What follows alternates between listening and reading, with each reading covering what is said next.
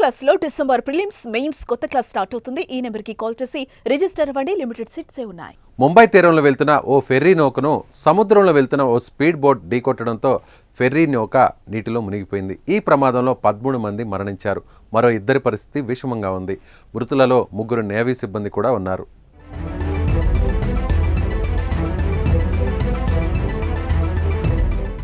Gateway of India నుంచి ferry బోటులో Mumbai నగరం సమీపంలో ఉన్న ఎలిఫెంటా ఐలాండ్కు ప్రతిరోజు ప్రయాణికులు రాకపోకలు చేస్తూ ఉంటారు. ఈ క్రమంలో బుధవారం డిసెంబర్ 18న నీల్ కమల్ అనే ఫెర్రీ బోట్లో 112 మంది ప్రయాణికులు గేట్వే ఆఫ్ ఇండియా నుంచి ఎలిఫెంటా ఐలాండ్కు సాయంత్రం 4 గంటలకు బయలుదేరారు. అయితే అదే సమయంలో ఇండియన్ నేవీకి చెందిన ఒక స్పీడ్ బోటు మోటార్ ట్రయల్స్ చేస్తోంది. ఆ ట్రయల్స్ కోసం నేవీ స్పీడ్ బోట్లో మొత్తం 5 మంది ఉన్నారు. వారిలో 2 మోటార్ తయారీ కంపెనీకి చెందిన వారు ఉన్నారు.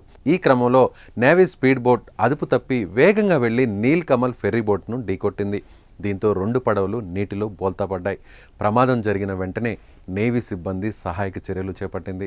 దాదాపు 2 గంటల తర్వాత చూస్తే నేవీ బోట్లో ఉన్న 5గురిలో 2 ప్రాణాలతో బయటపడ్డారు.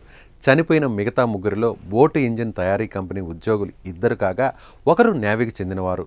ఫెర్రీ నౌకలో 10 మందితో కలిపి మొత్తం ఈ ప్రమాదంలో 13 మంది ప్రాణాలను పోగొట్టుకున్నారు.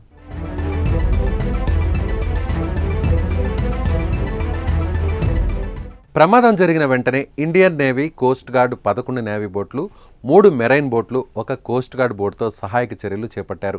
4 హెలికాప్టర్లు కూడా ప్రమాదం జరిగిన ప్రాంతంలో రెస్క్యూ ఆపరేషన్లో పాల్గొన్నాయి.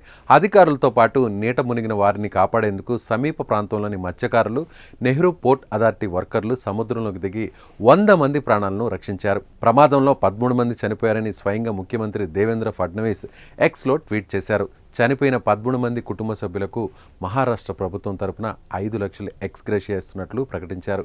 ఇండియన్ నేవీ క్రాఫ్ట్ బోటు, ప్రయాణికుల ఫెర్రీ బోటు ఢీకొన్న దుర్ఘటనపై భారత రాష్ట్రపతి ద్రౌపది ముర్ము, ప్రధాని తీవ్ర దిగ్భ్రాంతిని వ్యక్తం చేశారు.